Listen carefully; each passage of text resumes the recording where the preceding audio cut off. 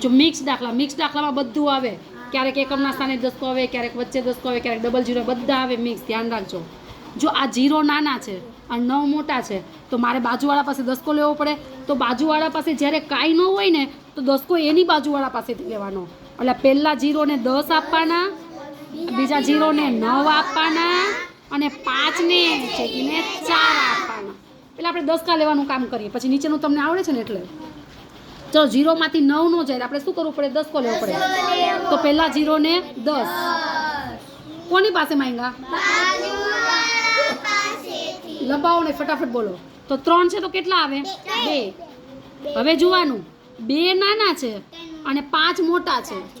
આ 2 કરતાં 5 મોટા છે તો બાદબાકી થાય નહીં. તો શું કરવાનું? પાછો દસકો લેવાનો. તો આ 2 દસકો કોની પાસે માંગે? 6 વાળા પાસે. તો 6 ની ઉપર પહેલા 1 ઓછો કરો તો 6 છે ને એ 5 બની જાય અને 2 ને ચેકીને 12 થઈ જાય. 2 ને ચેકીને 12. હવે અહીંયા જો આ 7 માંથી 2 જાય કે ન જાય? તો આડેધડ દસકો મૂકી ન દેતા, સીધે સીધો પહેલા ચેક કરવાનું. મોટી રકમ હોય તો દસકો નહીં લેવાનો.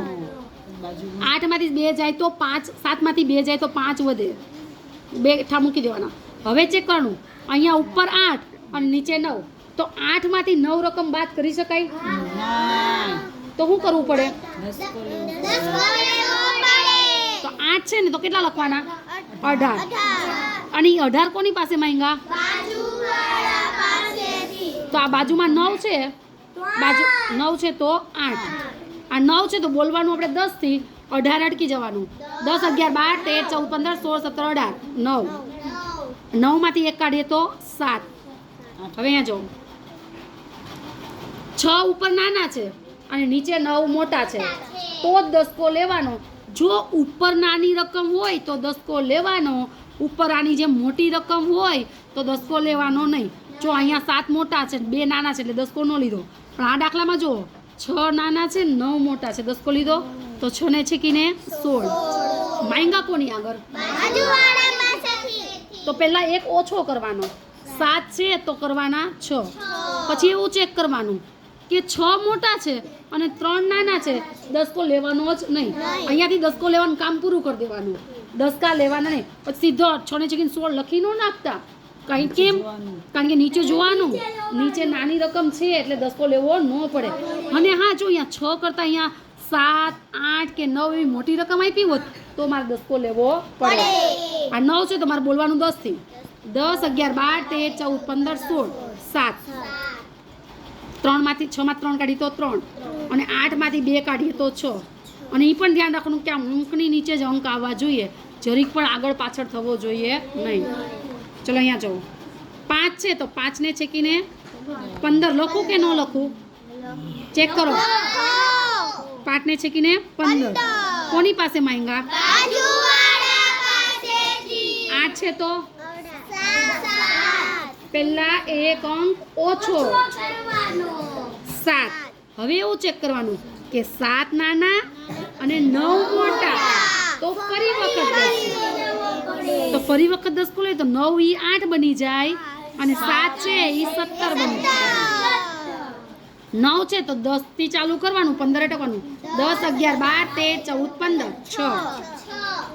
9, 10, 11, 12, 13, 14, 15, 16, 17, 8 અને 8 માંથી 2 કાઢીએ તો 6. હવે જો અહીંયા 1 છે નાનો અને 9 છે મોટા. શું કરવાનું? દસકો. 1 ને છેકીને 11 માંગા બાજુવાળા પાસે. 2 ને છેકીને 1. સરખા હોય તો પણ દસકો લેવાનું કામ પૂરું. દસકા લેવાનું કામ પૂરું.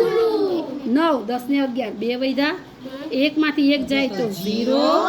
3 માંથી 1 જાય તો 2. 7 કેવા છે? નાના. તો 7 ને છેકીને 17. રસ્તામાં ભિખારીને 9. એ ભિખારી કોની પાસે ગયો? તો અહીંયા 6 છે તો 5. તમે ઘણી વખત શું કરો છો? અહીંયા એક જગ્યાએ દસકો લેવાનું ભૂલી જાવ ને તો એક રકમ આટલું થઈને આખો દાખલો ખોટો પડે. 8 બોલવાનું ક્યાંથી? 9 અને અટકવાનું ક્યારે? 9, 10, 11, 12, 13, 14, 15, 16, 17. બે હરખી રકમ હોય. 9 માંથી 9 કાઢી તો 0. 5 માંથી 1 જાય તો 4. હવે આ જુઓ ઉપર રાખો તો આવી જાય. અહીંયા જુઓ, અહીંયા મેં 7 ને ચીકીને 17 લખ્યું બરોબર. કેમ કે 8 નીચે મોટી રકમ હતી એટલે. પણ આમાં જુઓ, ઉપર મોટી રકમ છે ને નીચે નાની રકમ છે. દસકો લેવાનો સીધા 9 માંથી 3 કાઢ નાખવાના. 9 માંથી 3 કાઢ નાખી તો 6. હવે આપણે અહીંયા તો દસકો લીધો જ નથી, તો આ ભલે વચ્ચે 0 છે પણ દસકો કેવો ગણાય? પહેલો દસકો. તો અહીંયા કેટલા આવે? 9 લખું કે 10 લખું? મીસુ કેમ 10 લખું? અહીંયા દસકો લીધો હોય તો જ મારે અહીંયા 9 લખવાના હોય, પણ મેં અહીંયા દસકો નથી લીધો તો આ પહેલો દસકો. તો પહેલો દસકામાં શું આવે? એની હારમી 10 માંગા કોની પાસે? તો એની હારમી કેટલા લખું? 5 ને ચીકીને 4. તું એની આર્મી છો? ચલો 2 છે તો આપણે બોલવાનું ક્યાંથી? 10 અને વીરા અટકવાનું ક્યારે? 10 તો કરો હાલો. 3 4 5 6 7 8 9 10.